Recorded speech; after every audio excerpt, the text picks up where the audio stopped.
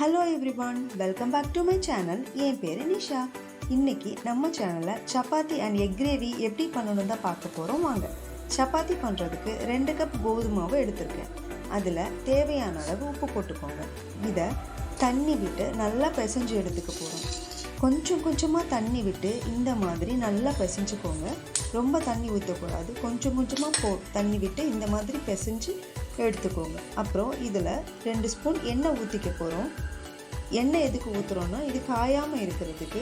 எண்ணெய் எல்லா இடமும் படுற மாதிரி தேய்ச்சி விட்டுட்டு ஒரு மூடி போட்டு ஒரு மூடி வச்சுக்கோங்க. அப்புறமா நம்ம எக் கிரேவி தான் ரெடி பண்ண போகிறோம். அதுக்கு 3 பெரிய வெங்காயம், 3 தக்காளி, 2 பச்சை மிளகா, கொஞ்சம் இஞ்சி பூண்டை தட்டி வச்சுருக்கேன். ஒரு கடாய் எடுத்துக்கோங்க. அதில் பெருஞ்சீரகம் பொரிய விட்டு கறிவேப்பிலையும் போட்டு அப்புறம் நம்ம கட் பண்ணி வச்ச வெங்காயம் பச்சை மிளகாவும் ஆட் பண்ணி நல்லா வதக்கிக்கணும்.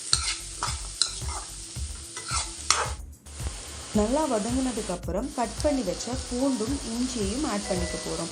போட்டு அதையும் நல்லா கிளறி விட்டுக்கோங்க. இன்னும் நல்லா வெந்ததுக்கப்புறம் நம்ம கட் பண்ணி வச்ச தக்காளி ஆட் பண்ண போகிறோம். தக்காளி போட்ட உடனே மூடி போட்டு ஒரு 2 மினிட்ஸ் வேக வச்சோன்னா இந்த அளவுக்கு வெந்துடும். திருப்பவும் நம்ம இதை நல்லா வதக்கிக்கணும். நல்லா கிளறி விட்டு நல்லா வதக்கி நல்லா சாஃப்ட் ஆகணும். அப்போ தான் கிரேவி நல்லாயிருக்கும். இப்போ நம்ம மசாலா ரெடி பண்ணிக்க போகிறோம். அதுக்கு 1 ஸ்பூன் மிளகாத்தூள், ஒரு 1/2 ஸ்பூன் மஞ்சள் தூள், 1 ஸ்பூன் கரம் மசாலா எடுத்துக்க போகிறோம். அப்புறம் இதை லைட்டாக கிளறி விட்டுட்டு நம்ம எடுத்து வச்ச மசாலாவை ஆட் பண்ண போகிறோம். மசாலா போட்டு நல்லா கிளறி விட்டதுக்கப்புறம் நம்ம இதில் இப்போ வெதுவெதுப்பான தண்ணி ஊற்ற போகிறோம். தண்ணி நல்லா கொதித்து கிரேவி மாதிரி ஆனதும் அதில் நம்ம முட்டையை உடச்சி ஊற்றிக்கலாம். நான் 2 பேருக்கு தான் கிரேவி செய்ய போகிறேன். அதுக்காக 2 முட்டை எடுத்திருக்கேன். உங்களுக்கு எவ்வளோ வேணுமோ அந்த அளவுக்கு எல்லாத்தோட குவான்டிட்டியும் நீங்கள் ஆட் பண்ணிக்கோங்க. அப்புறம் முட்டையில் கொஞ்சம் உப்பும் அப்புறம் பெப்பரும் ஆட் பண்ணிக்கோங்க. அப்புறமா மூடி போட்டு ஒரு 2 மினிட்ஸ் அப்படியே விடுங்க. 2 மினிட்ஸ் ஆனதுக்கப்புறம் முட்டை ஒரு பக்கம் வெந்திருக்கும். இப்போது முட்டையை திருப்பி போட்டுக்கோங்க. மூடி போட்டு வேக வைங்க.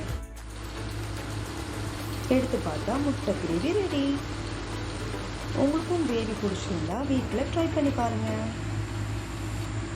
அப்புறம் நம்ம சப்பாத்தி ஆரம்பிக்க போகிறோம்.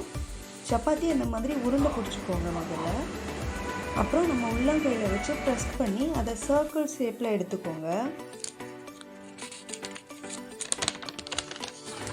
அப்புறம் அதை சப்பாத்தியாக தேய்ச்சி எடுத்ததுக்கப்புறம் நம்ம கல்லை சூடு பண்ணி, கல் நல்லா சூடாகணும். அப்போ தான் சப்பாத்தி நல்லா வரும். கல்லை சூடு பண்ணிவிட்டு எண்ணெய் எதுவும் ஆட் பண்ணக்கூடாது.